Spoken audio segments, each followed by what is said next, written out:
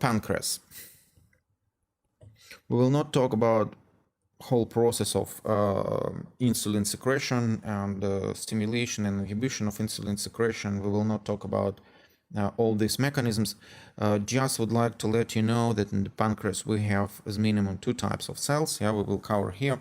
We have alpha cells and beta cells. So alpha cells responsible for glucagon secretion, and beta cells responsible for insulin secretion.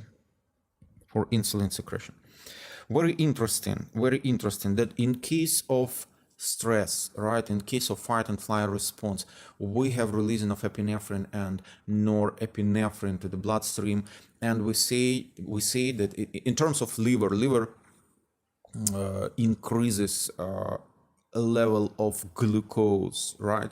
And we know that during running, during physical work, skeletal muscle, they are not sensitive to insulin action, so they just need a high glucose level, yeah, in order to run somewhere in case of stress. So what is interesting that both these cells, alpha cells and beta cells, they have alpha-2 adrenergic receptors. And epinephrine acts on both of these receptors. But in case of alpha cells, stimulation of alpha-2 adrenergic receptors stimulates glucagon secretion, glucagon production. And in case of beta cells, stimulation of alpha-2 receptors inhibits insulin releasing. So as a result, we have rising in blood sugar level. But stimulation of beta-2 adrenergic receptors stimulates insulin production. Yeah. Also, stimulation of M3 receptors stimulates insulin secretion.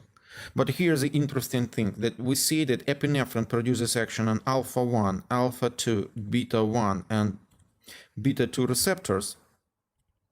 But in case of beta cells, epinephrine acts preferentially on alpha-2 receptors and less likely on beta-2 adrenergic receptors. So the final effect is an inhibition of insulin production.